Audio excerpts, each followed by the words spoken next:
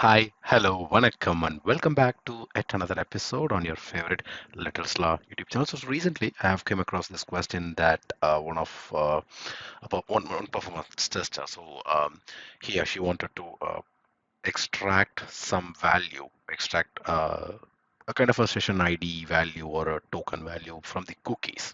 So usually, when we create an application, we used to get the session ID or the token from the body or from the header, right, or even from the URL. But sometimes what happens is the session ID or the the tokens. So they normally come via cookies, right?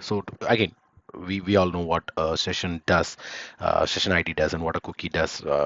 In terms of establishing or in terms of keeping the session alive, right? So in that part, for a particular application, a user wanted to extract the value or correlate a value from the cookies, right?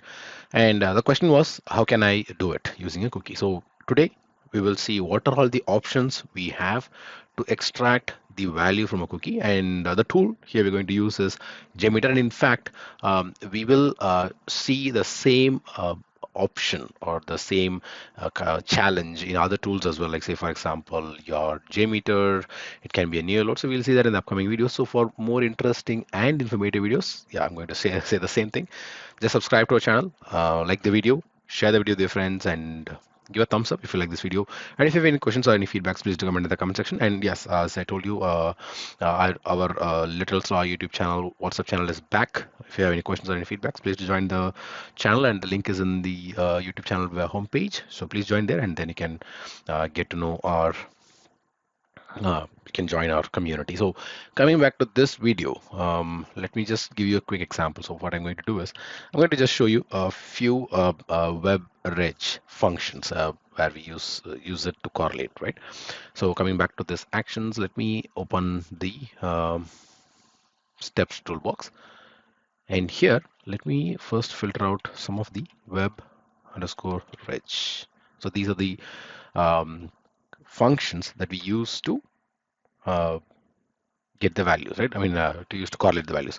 So the first thing is I'm going to use the web find. So the web find, we can add a specific text. We can search for a specific text, or okay, let me take this way. Let me go to the WebRed save param. So this is the very first a regular, I mean, a WebRed save param is what a function that we use to correlate. So for example, we give a parameter name, and then we give a left boundary, and then we give the right boundary, and also we can choose all these parts like match cases, binary data, and we can use the hash for any digit. So all these things we can use as part of the extracting the value, and even we can do the instance and everything. But the key thing here is when you go to search in, here you have, I mean, you can get the values from body, or you can get it from headers or no resource, right? So these are the scope, or this is where you can get the value. So by using WebRed save param, no, it's completely we cannot get the value from the cookie. All we can do is, but it's more useful. Like if you are getting the value from the body, or if we get it from the headers, yes, we can very well do it.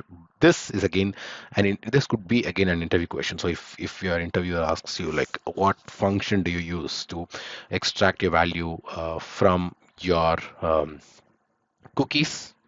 This WebRed save param is not the right option. So let me click cancel, and this can be even your one of your LoadRunner question as well. So the next thing is WebRed save param attribute. Yep.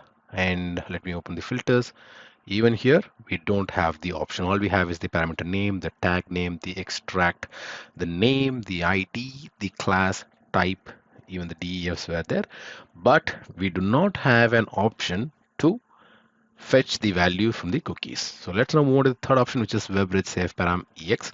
So this actually will register a request to save the dynamic data located between specific boundaries, and the data is saved as to a parameter. So here, if we see, we have a parameter name, and like any other WebRed functions, we have a left boundary, and we have a right boundary, and then we have match case, binary data, and regular expressions. Even if you want to write it as a regular expression, yes, you can very well write it. And then we can even set the ordinal, the save offset, the save length. But then when you go to the filters, yep, scope. So in the scope, yes, you have it. So here you have the cookies, right? So we have body, headers, cookies and all. In fact, if you see in the previous WebRed save param, we have even no resource. But here, if you see, we have got all and cookies, right? So that makes the difference. So by using WebReg save param ex, yes, we can filter or we can correlate the value from the cookies. Let's now move on to the next one, which is WebReg save param JSON. Open the filters, go to the scope, and yep, here again we have that as well. We can get the value from the scope, from the body, the headers, and the cookie. So there is one thing, there is one difference in terms of WebRed save param ex and JSON. And the difference here in terms of extracting the value or in terms of scope is here you have only body, headers, and cookies. But if you go to the WebRed save param ex, you get to see the all option, which includes anything, which includes body, headers, and cookies, right? But in WebRed save param JSON, there is no option for all. So all you have, like once you choose a particular scope, it cannot be changed. But if you choose all, that actually includes cookies, headers, body, right? I hope you understand. And then, so okay, so far we can we can extract values from the cookies using WebRed save param ex and WebRed save param JSON, right? And then let's see the third option, which is the in terms of the cookies part. So WebRed save param regular expression, and if you see the scope, yes, we can get the values from the cookies even using the WebReg save param regular expression. Yes, so totally we have got three WebReg save param functions, right? And this again, it's a kind of a similar one, like we checked the previous one. So this will actually register the request to save the dynamic data in buffer using the regular expression. So we do not have the left boundary and right boundary or object to define. All we have is the regular expressions. Yes, we don't have our left boundary and left boundary, right boundary, but we can write a regular expression which will include the left and the right boundary.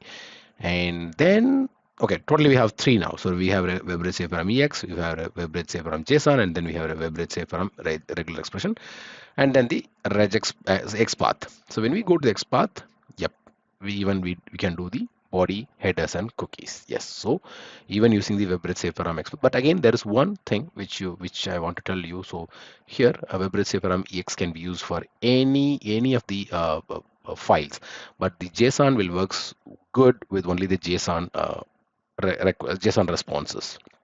So far we saw four options: the WebRed save param ex, WebRed save param JSON, WebRed save param regular expression, and then WebRed save param XPath. So all these four options will help you to get the value from the cookies in your NeoLoad tool. So these four will help you. And then even we have the WebReg add cookie. That's completely different, but we'll see that what is a WebReg add cookie in a separate video.